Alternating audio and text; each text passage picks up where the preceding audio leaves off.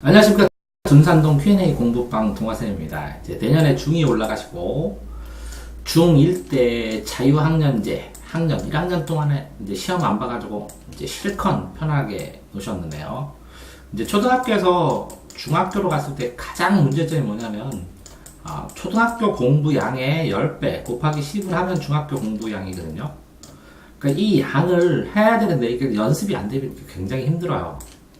그래서 2학년 시험 보니까 문제집을 사야 되는데 라고 하셨는데, 첫 번째는 교과서를 10번 정도 읽으셔야 되고 교과서를 10회 읽고요. 두 번째는 이 교과서 출판사가 다르잖아요. 출판사별로 자습서가 있어요.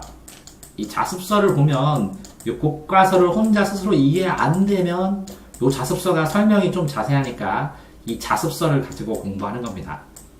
그래서 출판사별로 자습서가 있고요. 3번은 이 자습서, 요 출판사별로 평가 문제집이 있습니다. 있는 경우도 있고 없는 경우도 있거든요. 근데 어쨌든 평가 문제집을 풀면 요 자습서에는 문제가 조금 있어요. 문제가 조금 있는데 이 평가 문제집은 문제가 좀 제법 되죠. 이렇게 평가 문제집을 풀고 그 다음에 네 번째는 총정리 문제집이라는 게 있어요. 과목별로, 학교별로 이렇게 묶어서 학교 앞 서점 같은 데서 팔거나 문방구에서 파는데요. 이 총정리 문제집이 올백, 만점, 열공 이런 것들이 있어요.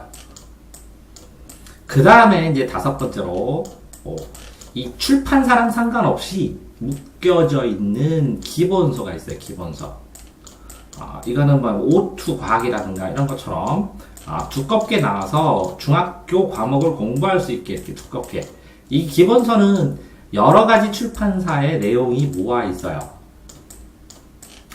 자, 그 다음에 여섯 번째는 이렇게 문제집, 여러 가지 출판사의 문제를 공부할 수 있는 문제집이 있어요. 그래서 수학 같은 경우에는 이 문제집의 종류가 굉장히 여러 가지고, 기본서의 종류는 센, 개념 원리, 숨막그라데 여러 가지가 있죠. 그런데 여기에서 보면 뭘 사야 될지 모르겠어요 라고 그러셨는데, 공부를 하나도 안 했으면 교과서는 있을 테고 자습서 사셔야 되고 평가 문제집을 사셔야 되고요. 그 다음에 이제 총정리까지 풀어야죠. 교과서만 10번 읽으면 50점 나올 테고요. 자습서 다 맞으면 60점, 평가 문제집 풀면 70점.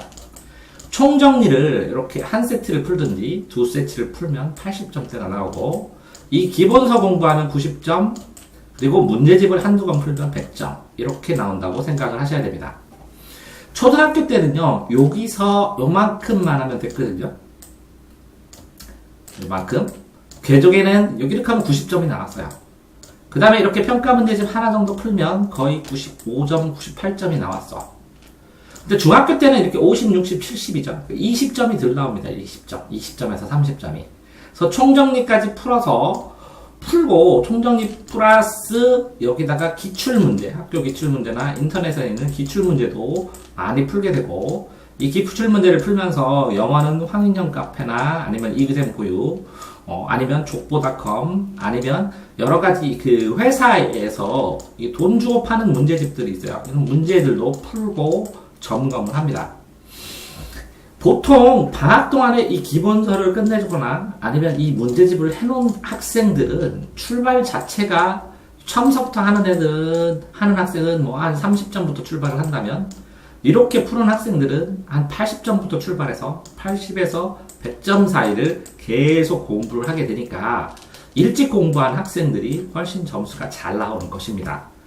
자, 이렇게 영어는 영어하고 수학을 학원을 다닌다면요, 영어는 학교에서 학원에서 내신 대비를 해줄 거고, 수학학원은 일단 수학학원 진도를 나가면 그 수학학원 나간 거에서 문제를 풀고 그런 오답 정리 중심으로 하셔야 되고요.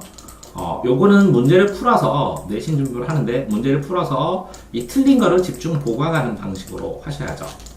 그런데 지금 상황에서는 국어나 과학이나 사회나 이런 게 문제가 되겠네요.